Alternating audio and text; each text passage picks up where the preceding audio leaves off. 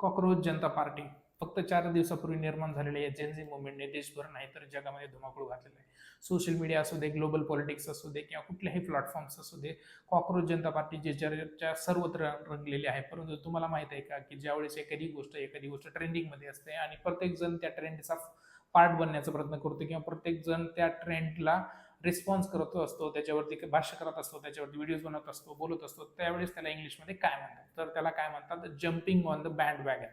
आता jumping on the band wagon म्हणजेच काय की to follow a trend or participate in a trend. Wagon, आता बँड वॅगन काय असतं, आता वॅगन म्हणजे एखादी गाडी असते किंवा एखादी कार्ड सारखी तशी गाडी असते, त्या गाडीला आपण वॅगन म्हणतो. त्याच गोष्टीपासून वॅगनर जी एका गाडीचं नाव आहे त्याला तसं म्हणतो. समजा वॅगन म्हणजे गाडी आणि वॅगनर म्हणजे ते गाडीचं नाव आहे. तर एआयडीएमची सुरुवात कुठून झाली, तर परेडच्या माध्यमातून. म्हणजे काय व्हायचं की एखादा प्रमुख पाहुणा यायचा फ्लॅग होस्टिंगसाठी आणि तो काय करायचा, एक बँड असायचा आणि ती एक गाडी असायची आणि तो ताफा जो असायचा का त्याचा, तो माणूस पुढे चालायचा आणि पाठीमागून ते लोक ढोल ताशे वाजत वाजत जायचं. आणि काय व्हायचं की बाकीचे जे लोक आहेत समजा बाजूला थांबलेले, ते हळूहळू त्या गोष्टीला जॉईन करायचे. मग त्याच गोष्टीपासून हा इडियम उदयास आला, ज्याचं नाव काय आहे, jumping on the band wagon. म्हणजे बँड म्हणजे वाजवणारा बँड आणि वॅगन म्हणजे ती गाडी.